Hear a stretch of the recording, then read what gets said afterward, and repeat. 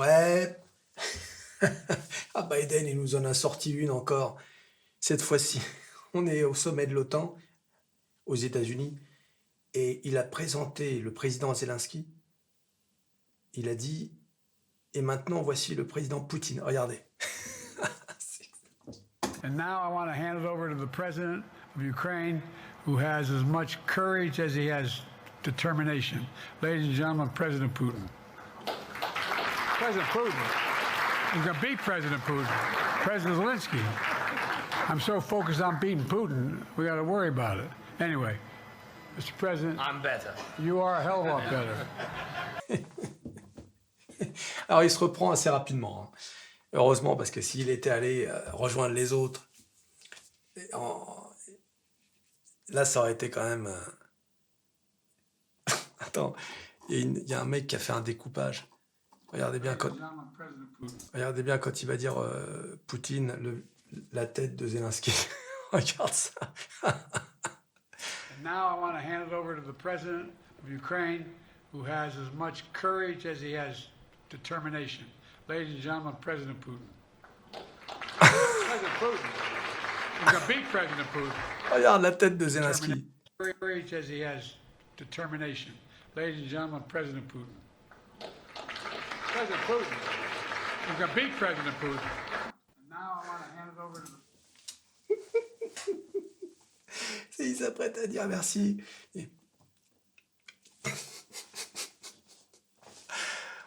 Tu t'imagines être appelé le nom de ton ennemi suprême. Putain. Alors, il faut savoir que concernant le président Biden aux États-Unis, hein, comme vous le savez, dans le camp démocrate, depuis le débat de juin, c'est branle-bas de combat, hein. Tout le monde essaie de le persuader d'abandonner la campagne. Mais c'est vraiment la panique, hein. Il y a de nombreux soutiens de Biden qui l'ont laissé tomber, à commencer par les chaînes comme CNN, etc., qui étaient pro-démocrates, qui ont dit faut vraiment qu'il abandonne, quoi, hein. Et il n'abandonne pas, hein.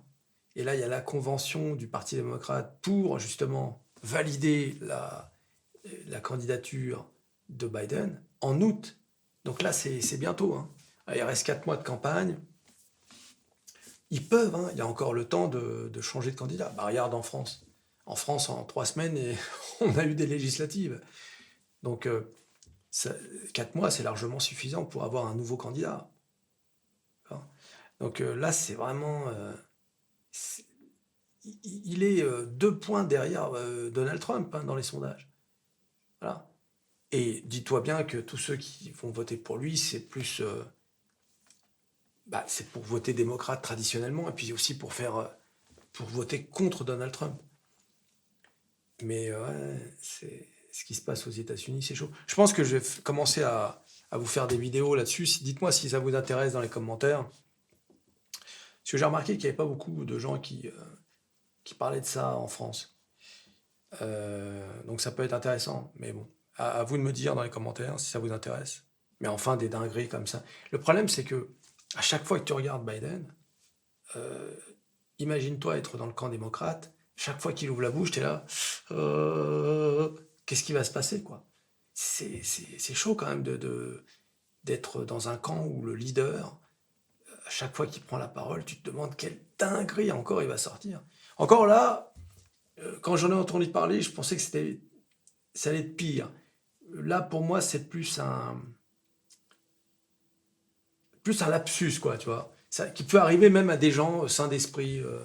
Voilà, ça peut t'arriver à toi, à moi. Enfin, à toi. Je suis pas certain que tu sois bien sain d'esprit, d'ailleurs, pour commencer.